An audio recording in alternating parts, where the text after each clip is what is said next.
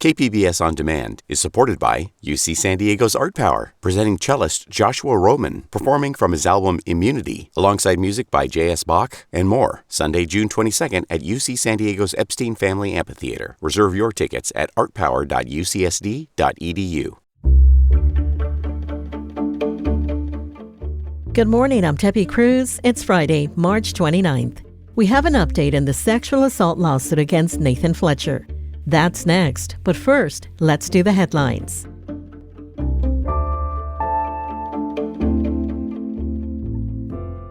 The brother of ex-Chula Vista City Councilwoman Andrea Cardenas was sentenced this week to 180 days in custody and 2 years probation. Political consultant Jesus Cardenas and his sister pleaded guilty to grand theft charges for fraudulently obtaining pandemic relief funds and unemployment benefits. He also was ordered to pay $200,000 to the Small Business Administration and the state's Employment Development Department. Attorneys for both siblings say they will petition for the felony charges to be reduced to misdemeanors in the future. Andrea Cardenas, who resigned from her council seat last month, is scheduled for sentencing in August. San Diego's in store for a rainy, chilly, and in the mountains snowy weekend. A slow-moving storm is set to move into the region later tonight. We're likely to see snow above 5,000 feet by Sunday. National Weather Service meteorologist Alex Tardy says it's best to make plans for indoor activities, especially for tomorrow. It does look like a washout on Saturday, so rain's going to come in later Friday night, and all day Saturday we could have a pretty steady rain. Tardy says the storm is likely to leave anywhere between 1 to 2 inches across the county by the time it moves out on Monday. But after that, he says, we'll see sunny skies with much warmer temperatures. And just a heads up, all county offices, public health clinics, family resource centers, libraries, and animal shelters will be closed Monday for Cesar Chavez Day. But county parks, campgrounds, and neighborhood day-use parks will be open. Essential services, including law enforcement and emergency animal control, will be available through the holiday. All county offices will resume normal business hours on Tuesday. From KPBS, you're listening to San Diego News Now. Stay with me for more of the local news you need.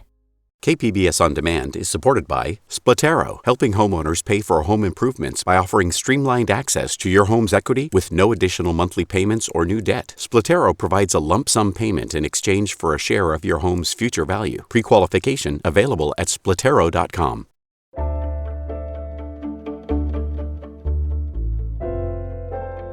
An update yesterday in the sexual assault lawsuit against former San Diego County Supervisor Nathan Fletcher.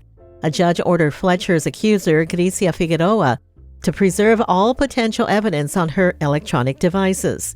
Investigative reporter Amita Sharma says Figueroa is looking for a new lawyer, her third one on the case. Nathan Fletcher's lawyer, Sean McCavney, is seeking to recover messages between Figueroa and Fletcher that he says were flirtatious. He also wants Figueroa to turn over messages between her and her friends. He claims the communications will exonerate Fletcher of sexual harassment. He says Figueroa is either deleting or concealing them. Plaintiff has acknowledged in sworn discovery that she recorded her messages with Mr. Fletcher.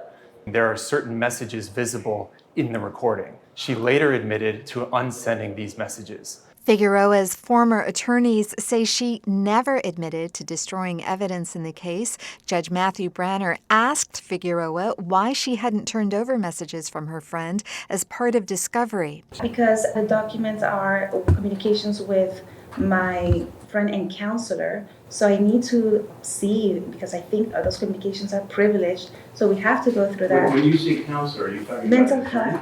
Mental health counselor. Fletcher's lawyer was skeptical. He says the friend Figueroa claims was a mental health counselor is someone she traveled to Peru with and had pool parties with. Amita Sharma, KPBS News.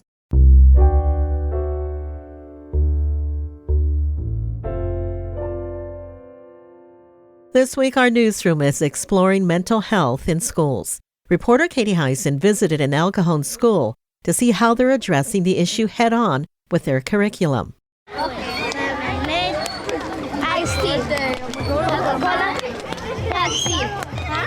Eje charter school students, kindergarten through 8th grade, play in the schoolyard. Buenos días. Good morning. Principal Ariana Gonzalez gives the morning message. Today, it's about self-discipline. The students discuss. I think self-discipline means when you're like thinking about what you're gonna say. Like, let's say someone is like acting mean to you. You don't try to like act the same way. You try to act like very nicer. At Eje, students learn these social emotional skills every day. It's baked into the curriculum. In Jennifer Turner's 3rd grade classroom, they circle up to share what color they're feeling that day. One student says he's in the blue zone. I'm tired. You can see blue. Oh, you didn't have a good night's sleep?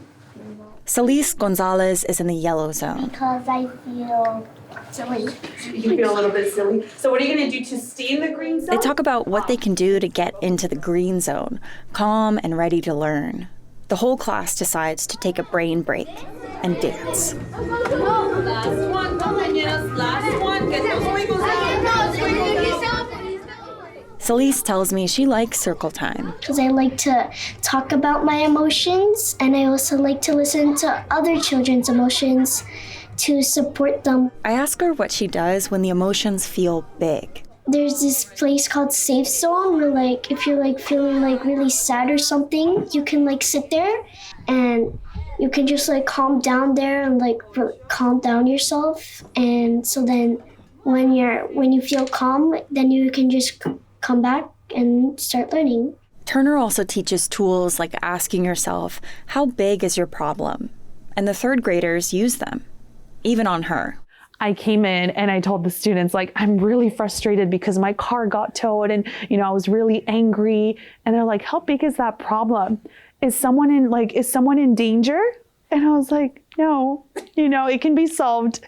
Celise's mom, Melissa Gonzalez, says Celise brings these tools home with her. Her ability to articulate her emotions has improved a lot.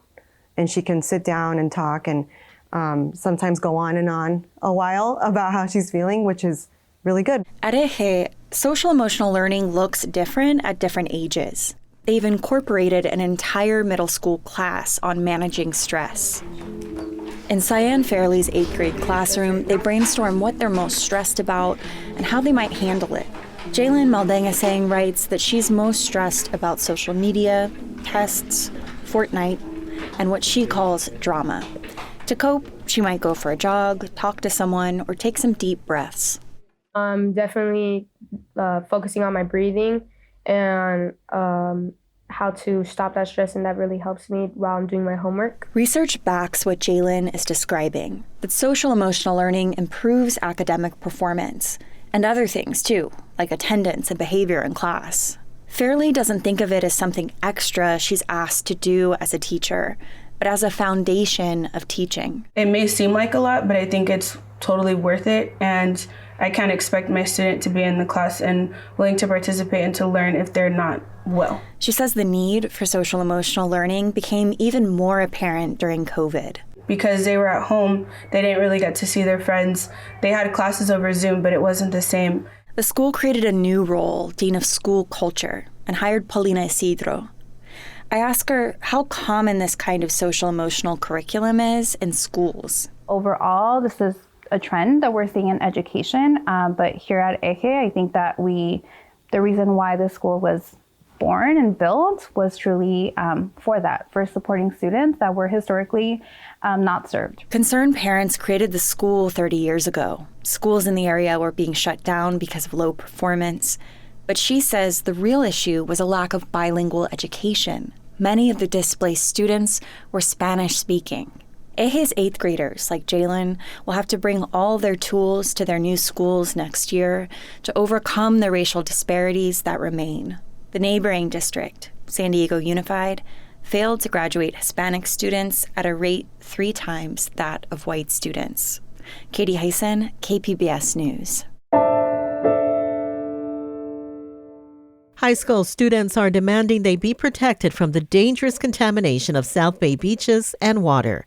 Education reporter M.G. Perez talked with the young organizers of a protest rally yesterday on Coronado Beach. 15-year-old Daniel Weingrad is a sophomore at Coronado High School and president of the school's Stop the Sewage Club, an organization of 50 classmates working to accelerate the remediation of toxic sewage from Mexico that is choking their communities. As we're sitting in class every day, the air is just flowing into our classrooms, and studies have shown that pollutants are in the air that originate from the sewage. 16-year-old Sean Wilbur is vice president of the Coronado High Club and a former junior lifeguard. We haven't been able to swim and surf at our own beaches. He says they have recruited teens from other South Bay student-led groups to join their campaign for the attention of adults with the power to get federal money for a complete coastline cleanup. Students are going to be a large voice going into elections in the future, and we want to see action by the elected officials. MG Perez, KPBS News. Coming up, it's been a big week for San Diego sports teams. We'll have updates, plus more, after the break.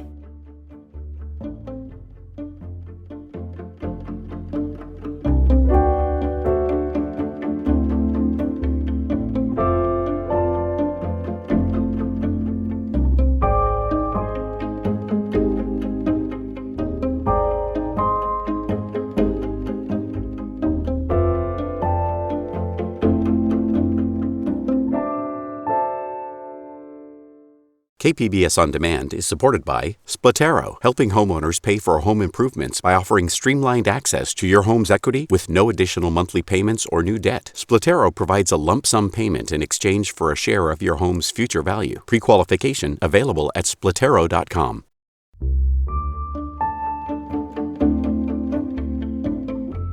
The San Diego Padres play the San Francisco Giants again tonight in the second of a 4-game series. The game starts at 6:40 p.m. The Padres won their home opener against the Giants yesterday 6-4. San Ysidro residents Vicento and Carla Martinez were in the sold-out crowd.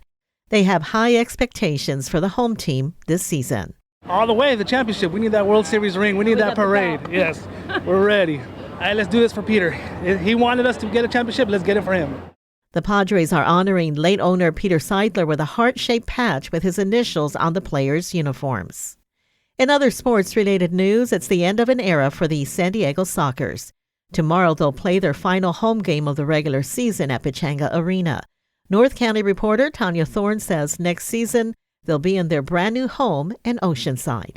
Construction at Front Wave Arena is moving along, but before the Sockers move in, they will wrap up the regular season this Saturday with their final home game at Pechanga Arena. Won 12 championships in Pechanga Arena, so it's a little bittersweet, coming up and playing our last regular season game in there. Sean Bowers is the team's general manager. He said the decision to move to Front Wave Arena was an easy one, and one that he's been looking forward to since he took on the job. It's because we don't get the dates, number one, in Pechanga Arena, but number two is, the biggest cost in our budget is rent. And so for us, it's kind of twofold. But they also hope the move means growing their fan base. Front Wave Arena is expected to open in September. Fans can catch the final home game for the San Diego Sockers this Saturday at Pechanga Arena before they head off to the playoffs. Tanya Thorne, KPBS News.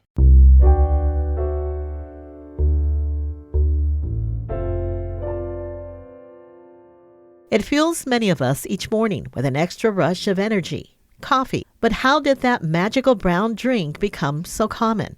Reporter Jacob Ayers says one San Diego restaurant is providing clients with traditional coffee ceremonies and a history lesson. From no-frills black to lots of cream, sugar, and flavorings, coffee can take many forms.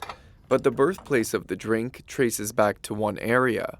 This is a traditional Ethiopian coffee. So this is a coffee ceremony. That's where husband and wife Fikadu Engeda and Alem Danye are from. And their Addis restaurant recently relaunched its traditional Ethiopian coffee ceremonies. So they sit down around me, so I have to roast the beans, and then I have to introduce about the coffee, a little bit of Ethiopia, and then we start from there. The couple says coffee ceremonies are an important daily ritual in Ethiopia. It's a way to slow down, gather with family and friends, and it's sort of like group therapy. Discussing every issues, anybody's issues. You bring it here, everybody discuss, and then they'll give you suggestions from their experience. It's a slow 3-cup process meant to fill the senses and to be savored alongside Ethiopian snacks at each step. The first cup has a powerful kick. This is stronger. This is like 4 times Starbucks. Reservations are recommended for the ceremonies, held every Saturday in San Diego on El Cajon Boulevard. Jacob Ayer, KPBS News. That's it for the podcast today. This podcast is produced by Emmeline Mohebi and edited by Brooke Ruth. We'd like to thank KPBS web producer Brendan Tuccinardi for helping the podcast team this week. As always, you can find more San Diego news online at kpbs.org. I'm Debbie Cruz. Thanks for listening and have a great weekend. It's a long weekend for me. Zetai Chavez Day is on Monday. I'll be back in your feed on Tuesday. KPBS On Demand is supported by UC San Diego's Art Power, presenting cellist Joshua Roman, performing from his album Immunity, alongside music by J.S. Bach and more. Sunday, June 22nd at UC San Diego's Epstein Family Amphitheater. Reserve your tickets at artpower.ucsd.edu.